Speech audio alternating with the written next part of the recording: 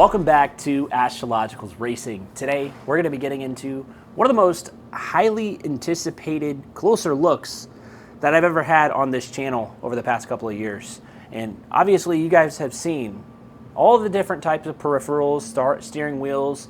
I even started years ago. I started reviewing Chinese AliExpress items, and that's kind of how I got into this. So I'm like, well, let's see if this is worth it or not. But that's besides the point. Today, we have something that I've never seen at such high quality and such a heavy price tag. And we're gonna talk about build quality, number one, because I have been testing this over the past couple of days, and why it is so godly expensive as well. So is it really worth its price tag? Let's talk first about the build quality, its components.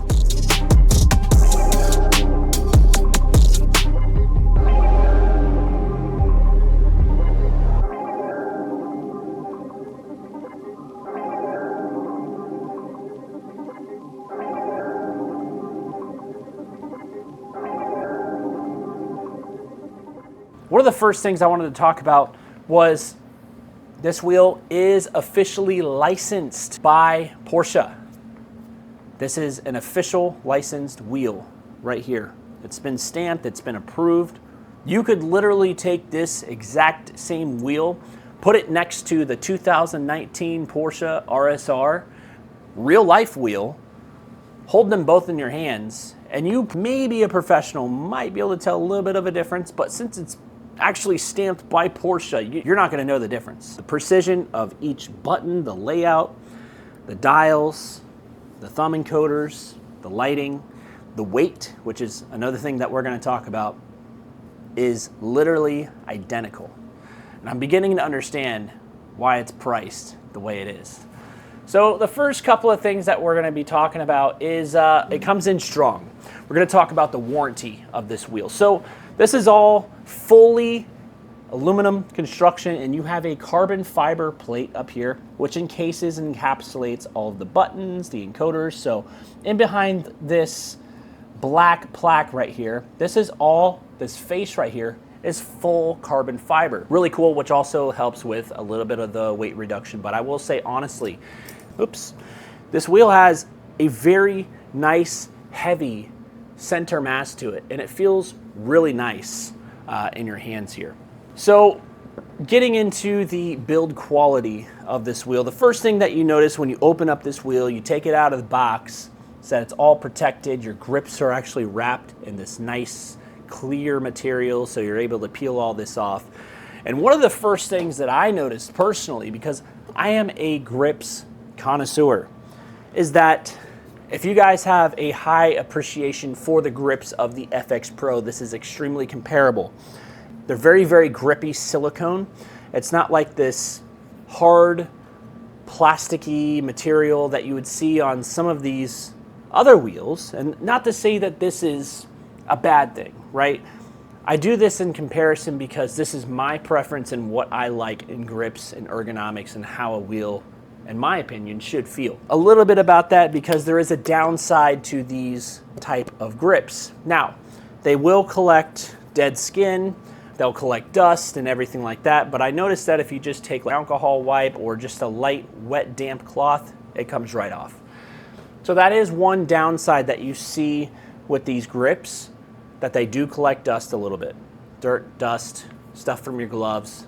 But again, I prefer a very high grip wheel when it comes to sim racing, especially running in longer endurance races, because when you're racing and your hands get just a little bit of slippery or sweaty, a harder grip steering wheel can actually, you could lose grip. But I understand that a lot of us do wear gloves. I'm saying that you don't necessarily have to wear gloves with these type of wheels because they just feel so perfect in your hand. And that's not an exaggeration, it really does feel perfect. Fully customizable with Race Director, which we're also going to talk a little bit about the software and what my preference would be, because I didn't use Race Director, honestly. I used SimHub to set everything up. SimHub was seamless. I plugged it, I played it, boom. I downloaded the Daniel Newman Racing profile. Well, not the profile, I created my own, the dashes, and then I created one, the red, white, and blue one that you guys are going to see right here, to the wheel itself, and it works perfect and amazing. So there's attention to every detail. Let's talk a little bit about the fine details of this wheel. The buttons have this nice tingy silicone feel to them. So it's like the cube controls, and I really wanted to point that out because cube controls, personally, in my opinion, the Mercedes wheel, which is also an exact replica of the real life version, you can hear this one. Now this one might be a little bit louder, more of a tactile, harder feel. This one's a bit softer, but I will say that these buttons, in my opinion, are best in its class, and it's comparable to, the cube controls buttons as well. So I really love the buttons. We'll talk a little bit about the button layout, that of which is fully customizable. If you guys need help mapping out buttons, just look at the front of the box, or you can go directly on their website and look at the actual picture. And again, a lot of this boils down to a personal preference type thing. There we go. If you're not real comfortable about where you want your buttons, again, you guys can use references like online, however you'd like, because at the end of the day, it's your wheel. You should be able to customize the button layouts how you want it, and they allow you to do that with this sticker set here, which is really awesome. Also comes with a lot of the stickers here, so you guys can see that. A lot of grid stickers here. We're able to put these all over our rigs or wherever we want, right? We're going to talk a little bit about the configuration of how we get this whole wheel connected, right? I think that's pretty important. So very much like GSI and a lot of these other wheels, you have a coiled cable, right? So this coiled cable plugs directly into the back of the wheel, plugs in, and then it twists straight on, threads, as you can see there. So once you thread that on, that plugs in, and then you're greeted with a little module just like this. This little module here, it actually allows you, as you can see there, the wheel component plugs in right here, right? And then you have, what is that? A 12-volt power focus there, if you can see that, that plugs directly into the wall or direct power source. I want to talk about this because this is one of the most important things that manufacturers should do with their wheels. We're reliant on typically just this, right? And this is typically a USB that plugs directly into the computer or to a powered USB extension with multiple USB outputs, right? The problem with that and the solution with this is when you're plugging this directly into the computer, you're going to have power drops. And speaking of power drops, I want to talk a little bit about the back of the wheel. So on the back of the wheel here, you'll see inside of here, and you may not be able to pick it up on camera here, but directly into this hole, there is a USB-A that you can connect directly into this wheel. I don't have it on hand right now, but basically what it does, it allows you to run Asetek wheels, VRS, which have the capability of plugging in the physical USB into the quick release. Then you can use it without all these wires all over the place, and you can use it without any other interruptions. The problem with that, and it's not to say that this can't be fixed in the future, is that I also saw with Danny Lee or Dan Suzuki that there's a 5-volt and then there's a 12-volt. The only way to utilize some of these pass-throughs is that you have to even run them at 10 or 15% brightness in order for it to connect properly. So the solution to that was to run the coiled cable, run the power directly into the wall or your power surge, right? Plug your wheel right here, just like that. And the cool thing about this is that there's a power button right on the tip of that. So you press that, turns on the wheel, and you can mount this directly onto the wheel. As you can see here, I have a little piece of just double-sided sticky tape, which you can do, or you can zip tie it somewhere, but it also comes with a way to mount it directly onto the rig using the T-nuts. So really cool as well. That's one of my favorite things about this wheel. And I wanted to get back to the power. Power is sourced directly from a surge protector or main source of power instead of drawing it from the USB.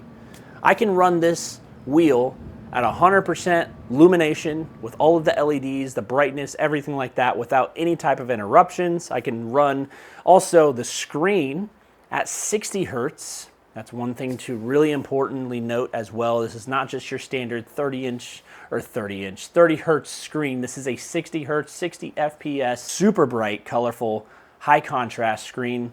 That of which isn't your standard 3 to 4 inch. This is a 5-inch screen that's not only just scratch resistant, it is scratch proof as well. I know this is a lot of information, but this is super important stuff. So we're gonna talk a little bit about the paddles, right? And I wanna compare them to, it's not really fair to compare them to a cheaper wheel. If I could compare these paddles to anything, it would be GSI level paddles. Now, these are fully aluminum paddles, as you can see. They are fully aluminum, and this actually has the capability, this is a single, so if I wanted to downshift this way or upshift this way, I could do it with one hand. So that was a really cool feature, something that you could get used to if you really wanted to. And then you have the fully aluminum, which I use my middle finger, and then your clutches, which personally I really like. They are a little light, in my personal opinion. I would want something just, and I don't know, I might be able to actually stiffen these up or tighten them up just a little bit. I don't know, I haven't looked into that. But if this could be just a little bit tighter, that's the only thing that I would potentially change in regards to the actual paddles. Again, paddle construction, full CNC aluminum, extremely intricate, super high quality. GSI level, if not a little bit better. Now I can't directly compare it to GSI because GSI has, I have only used the carbon fiber type of module. But in terms of the actual quality of these, I have no complaints at all. Super nice. Next thing would be to talk about the actual encoders. They're very large, right? These encoders, they seem fairly large, right? But they are extremely functional, and the functionality is what I want to talk about. So these aren't just encoders, right? You can twist these from the front or the back. That's one thing that I really like, is that up here it seems a little awkward because of the placement, right? So that's more of in the actual center of the wheel. But if you have your hands back here, you can actually change them like this, right? As you're driving, you can actually reach around from the back and change them in that manner if you'd like. Or you could do it from the front too. I'm kind of getting used to switching all of the encoders now from the back. Just a personal preference thing. And again, these are also mappable because they have buttons on them. So I don't know if you can hear that. That is an actual button that you can hear as well. That's a button. And you can push these inward for selecting different screens and stuff. And then these are predetermined stickers here. You can see that this is the TC Con, TCR, and then you have your map buttons as well as your wiper as well. Now these are not pushable.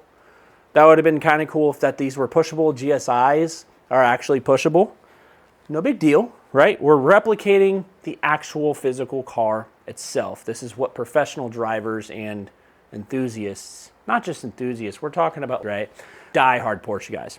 But that's pretty much going to be it. Oh, the last thing that we're going to talk about here, we talked about the buttons, we talked about the amazing screen, is the quick release is sweet. So it already comes with a standard spacer here. You can add spacers, you can add 70 millimeter spacers if you'd like, but you can do whatever you like here. I personally had to special order from Track Racer because SimMagic is lagging on me still.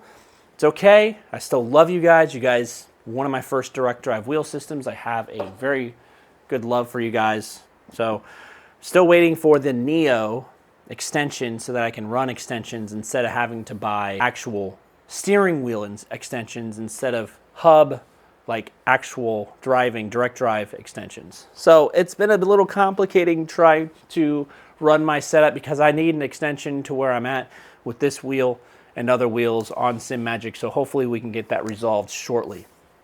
That's pretty much going to be it. We're going to get into some of the drive time. We're going to talk about it. And then we're going to conclude with the price point, comparable factors, and is this worth it? Would I go out and buy this with my own money? All right, hey, what's up guys? Welcome back to Astrologicals Racing. Today we're going to be getting some drive time with a little bit of commentary of what I'm actually feeling, articulating, and some of the finer details that I wanted to talk about this wheel specifically. The first thing I really wanted to talk about was the actual paddles back here. Now, my measuring stick typically, when it comes to paddles, is going to have to be GSI. GSI has some of the nicest paddles in the game, bar none. 100% hands down. There are some great companies out there that make amazing paddles, right? So these are fully aluminum, so they have more of that full actual, they're a heavier duty actual design and more of a weighted feel, as opposed to, which you can also get more of a weighted feel with the GSI. The GSI I have standard with the actual fully carbon fiber, which honestly I really like the punchiness of the carbon fiber, and this has more of a heavier tactile feel when you press these paddles. Same thing with the clutch. This is actually a really nice light springy clutch, which I kind of prefer. If I had a choice though, I would have it just a little bit more firm because it is a little bit too bouncy. But honestly, that's the only drawback that I see on the paddles. I really do like the clutch, but if it was just a little bit stiffer, which I think is actually probably an easy thing to adjust in real life as well, make that just a little bit tighter. Now, when it comes to the buttons, I'm sure you guys are familiar with the Cube Controls. Cube Controls makes some amazing wheels as well, but you know, they honestly, in my opinion, they have the best buttons in the game, right? So this has those same feeling of buttons, which are all silicone, and they have a nice punchy tactile feel to them. Obviously, I don't know if you guys can hear that, but when I'm pressing it, it has a nice tingy silicone rubberized feel to them. When I'm pressing them down, they actually feel really nice. The next thing I wanted to talk about was the actual rotary encoders. Tires are finally warming up. The cool thing about the encoders is that I can actually wrap my fingers around the back here and I can switch the actual encoders in that manner. Or I can do them from the front. You know, I could almost get used to switching them from the back because they are so large. You can do them both ways if you'd like. So I really like that as well. And then you have your rotary encoders down here. Traction control, you have your wiper speed, TC, con, map, you know, for different DDUs, next page, previous page, stuff like that. And you can honestly lay this out pretty much however you want. So that's going to conclude today's video. We are just going to briefly talk about price point. We're going to talk about would I go out and buy this with my own money? And at the end of the day, is this product worth it? So first, is this something that I would go out and buy with my own money? If I had the means, right? I don't have the means. I don't necessarily have it like that, right? I have a family, I have kids. I still have to pay a lot of bills, right? This is something that if you're a diehard enthusiast, maybe you're retired, maybe you just have it like that, I would say that this is 100% the wheel for you. And if you have other wheels and you're considering getting this wheel and you're like, man, I don't know if I could do it. Maybe if I sell a couple of wheels, I would probably be able to get something like this. If you're questioning the build quality or anything about this wheel, the answer is already yes. This is 100% the wheel for you. I have no questions asked about it. No doubts in my mind that you would be dissatisfied with the build quality and the amazing attributes of this wheel. It's an official licensed Porsche wheel. It doesn't get any better than this in my personal opinion. But this is not something that me personally, I'm gonna go out and buy. It would make too big of a dent for me. You know what I mean? So at the end of the day, this is for passionate guys. I love Porsche. Obviously I have their logo. I have a lot of their gear, and you have to have an emotional connection. This is something that would truly pluck the hearts of Porsche enthusiasts. Like I see a lot of guys that have on their profiles online that all they post is Porsche. this is definitely the type of wheel that you would greatly appreciate long term. I truly believe that it would be worth the investment if you love Porsche that much. Of course, if you guys want to support the channel, everything that I have going on here at Astrologicals Racing, you guys can actually save about 125 bucks using the code Killian5 if you would like. That's pretty much going to conclude today's video today, guys. Thank you guys so much for subscribing to the channel. I have been getting a lot of questions in regards to how I built my setup, and something that I'm actively working on right now that should bring a ton of value to my audience and a lot of you guys is I'm working on creating a guide. And this guide is going to be more of like this electronic PDF. You can go through, you can print it out on your own, you can print it off at home, however you want to do it, and you guys can follow step by step. I'm speculating this mini guide is going to be 15, 20, maybe 25 pages for my first edition about how to create the augmented reality hue setup, millimeter by millimeter. And if this is something you guys are interested in the future, just comment below, hey, I'm interested in getting some more information on this exact setup, because I kid you not, I get questions upon this daily. And the only solution it seems like that I could really answer all of these questions at once would be to create an official guide on how to do this from start to finish. Because a lot of this, it's intricate, it's hard, it's not easy, and you have to have an eye for it. And I see a lot of guys out there replicating very similar processes, and they're still asking me questions. But I believe that if there's a system in place, there should be no questions asked if you want to create the most realistic experience possible. Thanks again for subscribing, watching my videos, guys. Again, Porsche 911 RSR Sim Racing Steering Wheel. I'll see you guys.